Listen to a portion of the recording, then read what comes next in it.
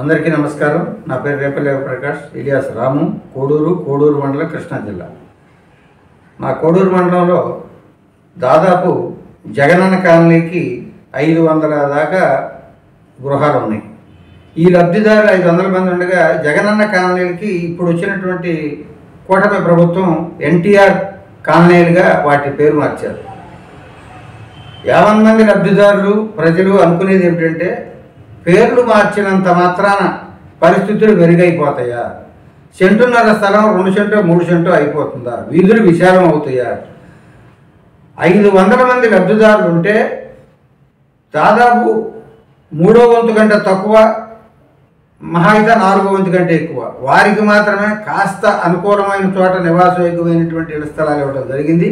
మిగతా అన్ని లోతట్టు ప్రాంతాలు, వర్షం వస్తే మోకాళ్ళలోతు బురద, కనీసం చలమండలోతు నీళ్ళైనా ఉండేటువంటి ప్రదేశాలు. ఇది వేసవికాలం. ఏ పనులు చేయాలన్నా ఇక్కడి నుంచి వర్షాకాలం ప్రారంభమయ్యేలోపు మాత్రమే పనులు ఎవరైనా చేయగలరు.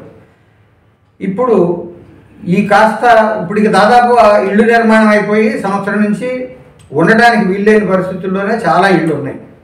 ఇప్పుడు ఈ గవర్నమెంటు ప్రజలకు ఇచ్చినటువంటి వాగ్దానాల ప్రకారం పల్లెల్లో రోడ్లకి, అంతర్గత రోడ్లకి ఎంతో ప్రాధాన్యత ఇస్తున్నామని చెప్పి కూటమి ప్రభుత్వం చెప్తూ ఉంది. ముఖ్యమంత్రి గారు, ఉప ముఖ్యమంత్రి గారు కూడా.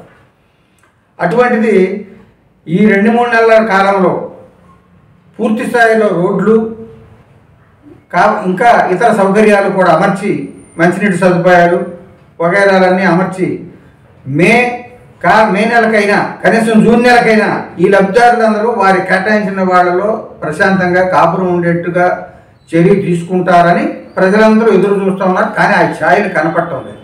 ఎందుకంటే చేసిన వాగ్దానాన్ని నెరవేర్చడానికి ఖజానాలో డబ్బులు లేవని చెప్పి ముఖ్యమంత్రి గారు బేలతనాన్ని ప్రదర్శిస్తూ ఉన్నారు. మెయిన్ రోడ్డు కోడూరు అవనిగడ్డ లాంటి రోడ్డుని గత ఎన్నికల్లో ప్రచారాస్త్రంగా వాడుకుని ఇవాళ పట్టించుకోవటం లేదు. సాక్షాత్తు ఎన్టీఆర్ ఏర్పాటు చేసిన మండల వ్యవస్థలో మొట్టమొదట పుట్టినటువంటి మండలం కోడూరు మండలం. ఆ తర్వాత పుట్టిన రాజకీయ పలుకుబడికి పుట్టిన మండలం కాదు మా కోడూరు మండలం. కానీ తీవ్రమైనటువంటి నిర్లక్ష్యానికి గురైన దాంట్లో బహుశా కోడూరు మండలం కంటే వెనకబడిన మండలం, ముఖ్యంగా మండల కేంద్రానికి, మండలంలో గ్రామాలకి ఉన్న లింక్ రోడ్ల విషయంలో బహుశా ఆంధ్ర రాష్ట్రంలో ఇంకెక్కడ ఉండదని, ఏజెన్సీ ప్రాంతంలో ఉంటే ఉన్నాయేమో కానీ ఈ మైదాన ప్రాంతంలో, ముఖ్యంగా కోస్తాలో ఇంతకంటే వెనకబడిన మండలం ఉండదని చెప్పి నాకు అనిపిస్తూ ఉంది.